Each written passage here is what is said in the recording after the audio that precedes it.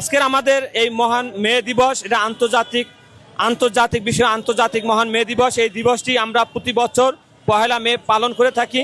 1886 সালে আমেরিকার হে মার্কেটে এই শ্রমিকদের 8 ঘন্টা কর্মদিবসের দাবিতে এই আন্দোলনের পদযাত্রা শুরু হয় এবং এই আন্দোলনে আমরা আমাদের শ্রমজীবী মানুষরা জীবন দিয়ে রক্তের বিনিময় আজকের এই 8 ঘন্টা কর্মদিবস নিশ্চিত হয়েছে। এবং এই শ্রমিকদের আমাদের যে শ্রমিকরা যাদের আত্মদানের আমরা এই মহান মে দিবস পেয়েছি এবং আমাদের শ্রমিকদের এই যে ন্যায্য অধিকারের যে 8 ঘন্টা কর্মদিবস পেয়েছি, এর জন্য আমরা এই মহান মে দিবস উপলক্ষে পালন করি। এবং এই দিবসে আমাদের বিভিন্ন দাবি দেওয়া নিয়ে আমরা কথা বলি। যেমন আমাদের অবাধ ট্রেড ইউনিয়ন চাই, আমাদের গার্মেন্টস শ্রমিকদের যেমন ট্রেড ইউনিয়ন নাই, অনেক সময় পকেট ট্রেড ইউনিয়ন থাকে, মালিক কর্তৃক করায়, এবং এই ট্রেড ইউনিয়নটাও এখন আর করা সহজ না।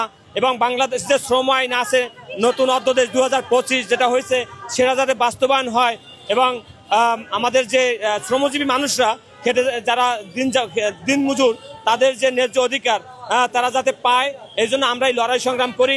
নারী শ্রমিকদের 6 মাসের মাতৃত্বকালীন গভর্নমেন্টের দেয়, নারী শ্রমিকের মাতৃত্বকালীন 6 মাস, গার্মেন্টস শ্রমিকদের দেয় হলো 120 দিন।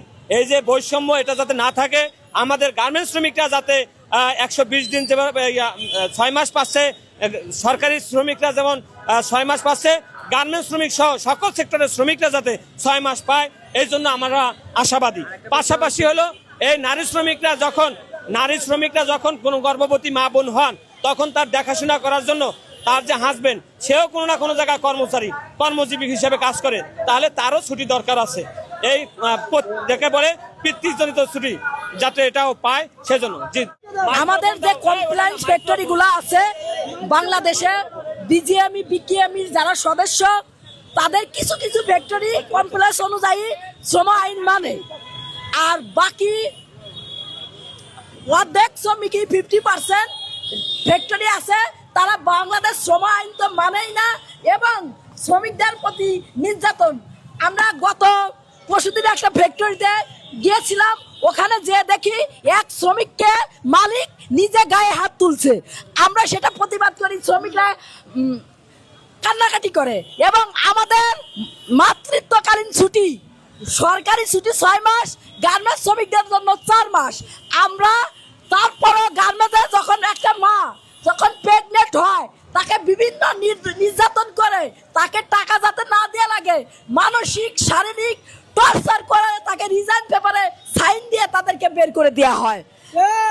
এবং আমাদের এখন গার্মেন্টস শ্রমিকদেরকে টার্মিনেশন করে কালো তালিকাভুক্ত করা হয়। আমাদের গার্মেন্টস শ্রমিকরা কোথাও যায় চাকরি পাচ্ছে না এবং আমাদের গার্মেন্টস শ্রমিকদের নামে মিথ্যা হয়রানি মামলা হচ্ছে এবং আমাদের নেতা কর্মীদের নামেও মামলা হয়েছে।